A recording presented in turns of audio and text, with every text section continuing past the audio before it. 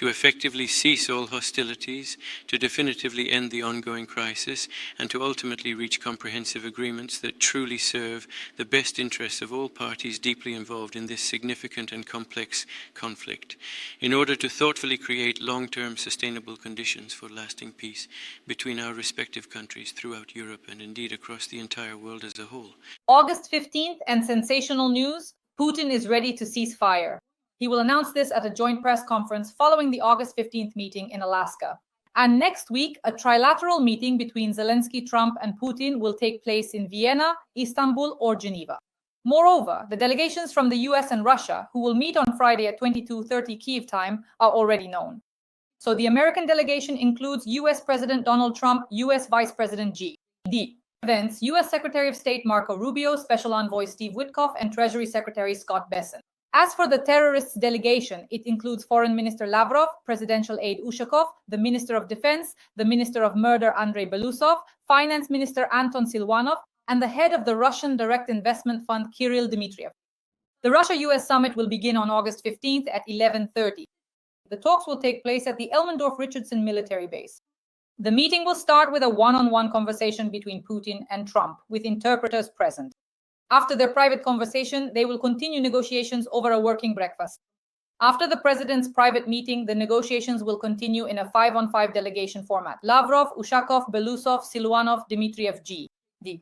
Vance, Marco Rubio, Witkoff, Bessent. At the end of the meeting, Putin and Trump will hold a joint press conference for the media. Here is the most important insider information. At this press conference, Putin is expected to announce a ceasefire. Undoubtedly, energetic and sincere efforts are being actively made to stop the ongoing fighting, to effectively end the current crisis, and to reach comprehensive agreements that are truly in the best interests of all parties deeply involved in this protracted conflict in order to create long-term and sustainable conditions for lasting peace.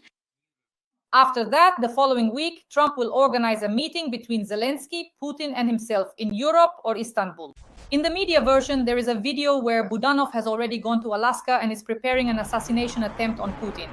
All the insider information about the assassination attempt on Putin, the large-scale protests in Alaska, whether Putin will appear at the joint press conference and announce a ceasefire, and whether the meeting between Putin, Zelensky, and Trump will take place in Istanbul, Vienna, or Geneva. We will discuss all of this with the President of the Assembly of the Peoples of the Caucasus, Ruslan Kutaev, right now. Dasha, good afternoon. I greet our esteemed viewers. Ruslan Abgiyevich, right now a video is going viral showing Budanov arriving in Alaska and carrying out an important mission. Everyone is discussing the results of the negotiations, which will already be known by Saturday. In your opinion, will Putin officially cease fire? Will he announce it? Or will this not happen and will Trump face yet another humiliating defeat? That's a very good question. Dasha, I want to remind our viewers of the following. From the very beginning, when Trump started this whole conversation with Putin regarding Ukraine, the issue was about a ceasefire. This is very important.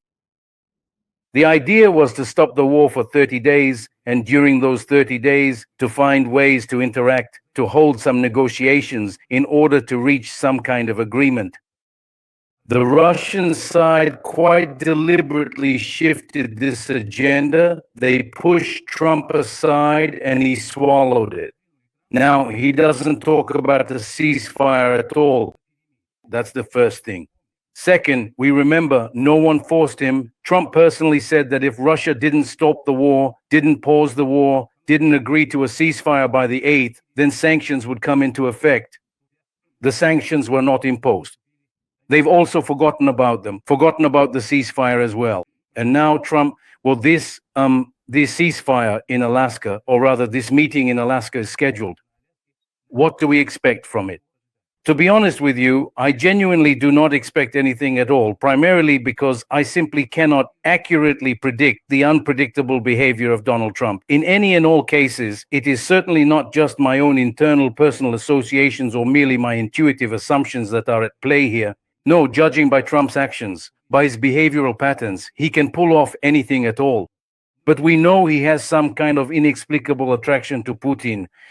And if we carefully consider the experience of his first presidential term, specifically when he met with Putin in Finland in Helsinki, at that particular time he stood there looking like a thoroughly drenched goose with his head down, while Putin stood there like a proud Bengal rooster, absolutely full of himself and radiating confidence. In general, American experts, and as can be seen from various statements by the Trump administration itself, did not want Trump to meet with Putin one-on-one, because experience shows that Putin arranges these meetings in such a way that he does all the talking, Trump listens, and in the end, it turns out that Trump has just listened to Putin's lectures and then comes out and repeats the narratives that Putin has instilled in him. And so, well, we are optimists. We will think and believe that something good will happen. All the more, I want to remind our viewers about the phone conversation, the online conversation with the leaders of European countries. Including with President Zelensky in Germany when he was with Merz. In that conversation, the European leaders and President Zelensky of Ukraine made it absolutely clear to Trump that the decision regarding Ukraine is made by the Ukrainian people. And according to the constitution of Ukraine, only President Zelensky can voice it on their behalf, so that Donald Trump does not take matters into his own hands, and so that any potential agreements between Vladimir Putin and Donald Trump will not have any legal force or binding effect. Frankly, that's why the Europeans said this, so that later Trump wouldn't have to backtrack and so that he wouldn't take on more than he can actually do. Therefore, unfortunately, these are the kinds of expectations that aren't entirely positive, and the feelings aren't entirely good either. But despite all this, I want to repeat once again, Trump understands this. No matter how much he pretends otherwise, he clearly understands Ukraine's position, he clearly understands Europe's position, and hopefully, in the end, he will rein in Putin. If the question is whether Putin will stop the war, whether there will be a truce or not, I am convinced there will be no truce. Even if, under some pressure, he announces that yes, he agrees, not even a day will pass, not even 24 hours, before the Russian side breaks this truce, blames Ukraine for it without any grounds, and they will still continue to wage war. Therefore, I think this meeting in Alaska will lead to nothing. Putin needs to be brought to exhaustion. Russia's economy needs to completely collapse so that they are unable to wage war. It's not that Russia, the Russian authorities, the Russian orcs will consciously make the decision that we realize, we understand we are criminals. No, they will never do that. They must become powerless. And the only truly effective way to decisively stop this ongoing war is to completely deplete them, their entire economy, their extensive weaponry, and at the very front lines, those crucial human resources that relentlessly carry out these brutal meat grinder assaults. Ruslan Kutaev, there are two completely opposing opinions among international experts on this issue. The first opinion is that Trump would never have agreed to a meeting in Alaska if he hadn't received a preliminary agreement from Putin to a ceasefire. He would never have humiliated himself like that, stooped so low as to invite a dictator onto his own country's soil, only for that dictator to simply betray him and, at a joint press conference, say that he wasn't going to stop anything. That's one theory. The second theory suggests that, in reality, Putin and Trump will primarily discuss not the Russian invasion, but their economic interests, developing the Arctic and energy assets. Russia has enormous potential. Over 40% of the resources can be extracted there, these energy resources. Most likely, Russia will share them with the US, and there will be joint development of the Arctic. The second issue is Taiwan, and the third is a kind of deal, for example, building a Trump Tower in Moscow. And that's why Trump will focus on this, and then he'll say, well, I listened to Putin. Putin doesn't agree, so that's it. I'm washing my hands of it. I'm leaving the negotiation process. Which opinion do you lean toward more? I am more than absolutely sure that it was always Donald Trump who was incredibly eager to meet with Vladimir Putin, and achieving tangible and significant results was never his top priority or primary objective. And we must assume that. Who precisely said that Trump is actively trying to achieve a complete victory for Ukraine, or even a partial one? He has never had any sympathy for Ukraine or Ukrainians. Frankly, he doesn't like the president of Ukraine. Trump went to that meeting, he was eager for it. Notice this is very important. It wasn't Putin who was eager to meet with Trump, it was always Trump saying, I want to meet with Putin. And he never truly made it a significant priority to effectively win that crucial round of complex negotiations with Vladimir Putin. So I want to unequivocally state that I fully and completely support the second highly insightful line of expert opinion. Trump will be there to discuss his own interests, the interests of his family. He will be profoundly interested in precisely how and in what specific manner he can become deeply involved in the vast Russian natural resources sector, and how, working closely together with President Putin, he and his entire family can collaboratively develop certain designated areas and indeed specific key sectors of the Russian Federation. But here another question arises. Trump doesn't care about Ukraine or the United States of America. He's focused on making money. But Putin needs Trump to bring him a capitulated Ukraine. The issue isn't about Trump. The problem is with Putin. It's Putin who sets the terms. Trump is fine with that. And here is where the position of the Ukrainian president, the positions of European state leaders, they are the stumbling block that prevents Trump from simply handing Ukraine over to Putin. That's why I think everything is correct here. I'm convinced that Trump spends more time. Why is he always eager to meet one-on-one with Putin? It's like he has some kind of obsession. For some reason, he wants to meet with him one-on-one.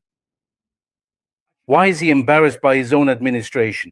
And why, as protocol requires, doesn't his chief of staff or other officials attend these meetings? It's right there at the top, plain as day. He is now, and always has been, arranging his personal affairs without thinking about what might come of it. Of course, Trump will try to over-organize things. He'll try to sell this meeting to his American voters, that it's a breakthrough. There are already talks in the administration like, we're going to apply for the Nobel Prize now. Go ahead, give him 53 Nobel Prizes. It still won't make any difference with him. He's no diplomat, he can't do anything, and he can't make any real deals. He's just a troubled old man who, at the end of his life, wants to secure his family's future. Sorry, I'm speaking emotionally, but on this side, we're talking about the lives of an entire people, the fate of a nation. And yet he trades it all away so easily. He tries to please Putin as if it's all just a game to him. Let him please Putin with himself, with his own family, not at the expense of other nations, and stop meddling in Ukrainian affairs. Honestly, for Ukraine, it would be better if Trump and the United States just withdrew from Ukraine entirely. Let them deal with their own internal affairs. With Europe, Ukraine will establish its own defense, ensure the security of the Ukrainian people, and ultimately defeat Russia. I've been saying this ever since Trump first appeared. I'm afraid the time will come when Trump will openly support Russia, financially for sure. Look, this is important. I want the viewers to hear this. After all, there are all sorts of arguments about their meeting, about what they will talk about, that Putin will talk about territories. Putin will not talk about territories. Putin will talk about and demand that Trump ease these sanction-related burdens. And I'm afraid that under some pretext, he will go along with it. Russia's economy has collapsed. Putin needs the sanctions to be lifted from him. Here it's important to ask the right questions in order to get the right answers. And in this whole chain of actions, Trump is the weakest link. Can you imagine that? America is the strongest country. But in this entire process, negotiations, war, confrontation, the weakest link is Trump himself, the President of the United States of America. Shamsuddin, European leaders have said that they feel like a footnote in history because they have no influence and do not participate in the negotiations. It turns out that Putin has split the NATO allies, the North Atlantic Alliance, because he meets with the NATO leader one-on-one, while the other NATO members just stand aside, hold separate talks, and have no influence at all. And Friedrich Merz, the Chancellor of Germany, made a statement that if this meeting with Trump goes badly, it must definitely lead to something. Either Putin unconditionally ceases fire, or Putin is destroyed through sanctions. I would like to clarify with you what will happen on Monday. Do you think Europe will react, for example, if Putin doesn't agree to anything? Will additional sanctions be imposed on Putin's regime? Will Congress vote for secondary sanctions against China, for example? In other words, will they crush Putin, or will Putin outmaneuver them all again? I genuinely believe that what will ultimately happen is that Donald Trump will in actual fact do absolutely nothing whatsoever to Vladimir Putin, despite the ongoing circumstances. These sanctions, even if it's important to say this is very important. Americans are pro-Ukrainian. Americans, his voters, the voters of the Republican Party, are putting pressure on the party and demanding open support for Ukraine because they have an open hatred for Putin, his regime, and for Russia. They openly say that Russia is a country that invaded Ukraine, and in this complicated situation, he will have to improvise, he will still have to do something. To rely on Trump, well, I like what Mertz said. He didn't say it outright, but I understand what he left unsaid. Mertz here, I'll say it. I'll allow myself to say what he didn't say but meant. At the very least, it will become clear to Europe, and they will no longer deceive themselves that by relying on America and the US, they can move forward as allies. This is exactly where the dividing line will be drawn. And here, Europeans may finally say, we shouldn't rely on America during Trump's administration, and Europeans must now autonomously, independently build their own course of action, a course that actively supports Ukraine, that will actively seek and mobilize their own internal resources so that Ukraine can defeat Russia. I think this is the reality of this point of view. This is a very important meeting.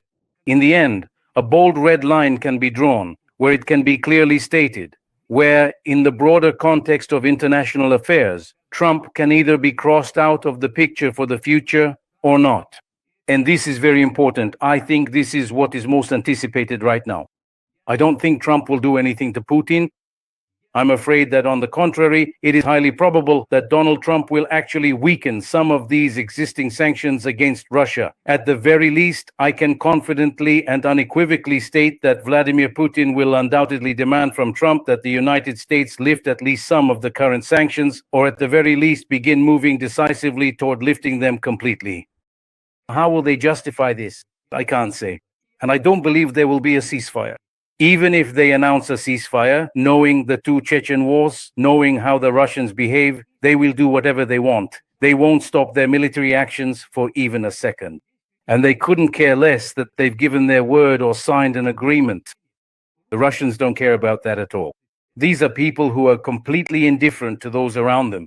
They just look at the world around them and couldn't care less. For them, the most important thing is what they think. And they believe that all neighboring peoples and states should be under the Russian heel because God is with them and they are close to God.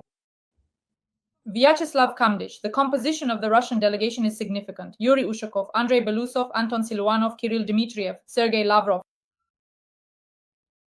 Well, we know that Sergei Lavrov and Kirill Dmitriev, these two are competitors, right? There were media reports that Lavrov actually drove Kirill Dmitriev away and didn't even let him sit at the negotiating table. These two, let's say, prominent and influential competitors are quite jealous about precisely how much Putin truly trusts them, or perhaps how little he actually trusts them. So, from this point of view, this is a breakthrough for Dmitriev. Dmitriev will now have exactly the same authority, if not more, than Lavrov.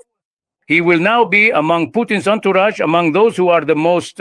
just look at the status of all the participants and look at the status of Kirill Dmitriev. None. No status. The only status he has is that he's a friend of Putin's daughter's family. That's a very significant status. And this is exactly what unites both Trump and Putin. These are people who would do anything for their family. Putin couldn't care less about Russia or Russians. He's a little czar who has ascended the throne and believes he should continue ruling over these serfs. Fortunately, we don't consider ourselves among them, which is why we fight against them inside Russia. And Trump is trying to emulate Putin and turn Americans into the same kind of material that Putin has made of Russians. That's why I think in this, let's say, in this move of Putin's, Dmitriev has prevailed, as well as Lavrov. And to be frank, Putin has delegated part of Lavrov's authority specifically to Kirill Dmitriev. Vyacheslav Kamdych, do the protests in Alaska matter on the day Putin arrives there? Does it matter, for example, if something happens, some kind of incident? Public events, Putin on the territory of the United States of America? Could there be any unforeseen circumstances? What do you think?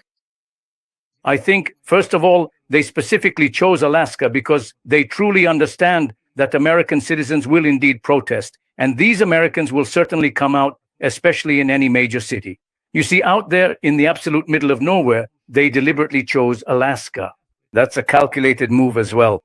They meticulously planned it so that the entire world wouldn't visibly see Americans actively protesting against Putin. I truly think the American intelligence agencies have now done a considerable amount to thoroughly clear Alaska of any possible, let's say, significant demonstrations or public unrest. Even so, I don't rule out that there may still be some expressions of discontent, but it's a limited circle of people there.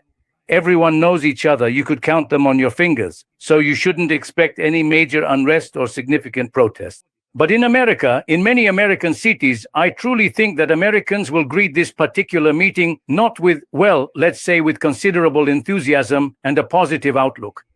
For many of them, in fact, a significant number of Americans consider it a profound insult that the President of the United States is actually meeting with Vladimir Putin, who is widely recognized as a fascist and a Nazi. This situation is deeply concerning to many citizens. Americans perceive this as an insult. Vyacheslav Kamdich, do you think that next week there could be a meeting between Putin, Trump, and Zelensky? I don't know, in Geneva, in Vienna, or in Istanbul? I don't know. For some reason, I truly think that Vladimir Putin, despite absolutely everything, let me just remind you a brief but important digression. Any of the prominent speakers, whether it's Sergei Lavrov, President Putin himself, anyone at all, or even Medinsky, they consistently and invariably end with one crucial sentence. Negotiations for peace and the cessation of the war can be definitively stopped on the explicit condition that the fundamental reason why this conflict, this war initially started, is thoroughly and comprehensively addressed. And what is that reason? The reason is that Ukraine and so on, the list goes on. Here they are. Crimea is theirs, the occupied territories are theirs, and so on. That Ukraine shouldn't build its own policy independently, there should be Kremlin-appointed governors there, and so on. We know this long list of demands. I'm sure that this meeting with Putin's meeting with Trump, will also end the same way. Even if Putin doesn't bring this up when meeting with Trump for his domestic audience, when he gives interviews, he'll circle back to this, repeating like a mantra that Russia hasn't changed its position, that it firmly stands by the principles it declared at the start, what they call the beginning of the conflict, the start of this war. They say we need to return to the root cause, to why, essentially, the war began in the first place. In this regard, unlike Trump, Zelensky is a thoughtful person, knowledgeable, and even able to read between the lines. He understands not just what is said, but also what is implied.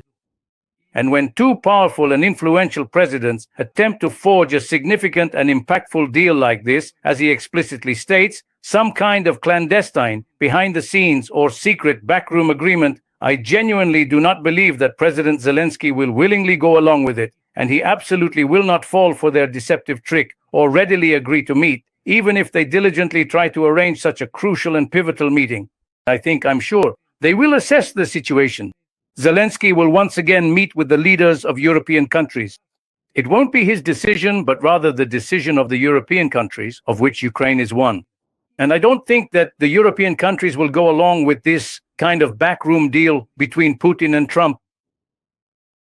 The leaders of European countries have presented Trump with 5 clear red lines that need to be addressed at the summit in Alaska, according to the Wall Street Journal. A ceasefire is a condition for further negotiations. Any territorial discussions must start from the current front lines. Western security guarantees, which Russia must accept. Ukraine's participation in the negotiations.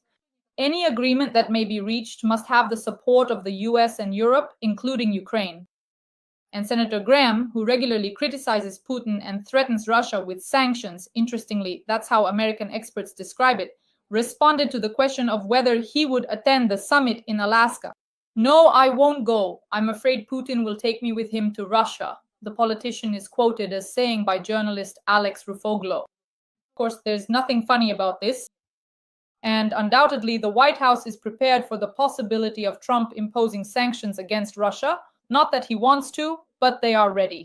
Just remember, I was quoting there. Those were all quotes from American and European media. What do you think?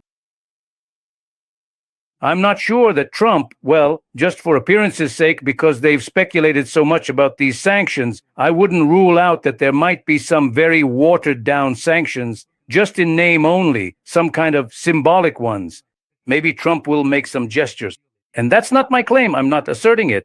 I'm genuinely afraid that Donald Trump will actually make significant concessions and at least promise Vladimir Putin that there will be some easing of the existing sanctions against Russia. So this is precisely why, allow me to thoroughly explain why I am stating this. This is because President Putin, in his strategic calculations, agreed to this crucial meeting solely and exclusively in order to achieve the significant objective of getting these incredibly burdensome American and European sanctions, if not completely lifted, then at the very least substantially eased, because it is absolutely and fundamentally essential for his nation's interests. The economy has completely collapsed. And that's why this is a very serious issue, a most serious issue. And here the question of sanctions will be the answer. How much Trump was able to listen to Putin, how much he was able to set his own terms and outplay him under those terms, and to what extent he simply went along with Putin. And how can this be determined? If Trump, as he promised, follows through with these sanctions, even if only in a weakened form, in that case, Trump still defended his position. But if Donald Trump starts telling us, no matter what he explicitly says, but genuinely tries to convince us and the American people that economic sanctions against the Russian Federation should be eased, then in that case he has completely caved to Putin. And Putin has achieved exactly what, in fact, he went to this meeting in Alaska for. It has become known who will represent the American delegation at the negotiations in Alaska. The delegation includes U.S. President Donald Trump, U.S. Vice President J.D. Vance, U.S. Secretary of State Marco Rubio, Special Envoy Steve Witkoff, and Treasury Secretary Scott Bessent. Following the meeting, Putin and Trump will hold a joint press conference. Samfonovich, what do you think of the delegation from the United States of America? Well, at the very least, it's a very serious and significant delegation. He brought absolutely everything he possesses. He certainly wouldn't bring that alcoholic, the defense minister, after all.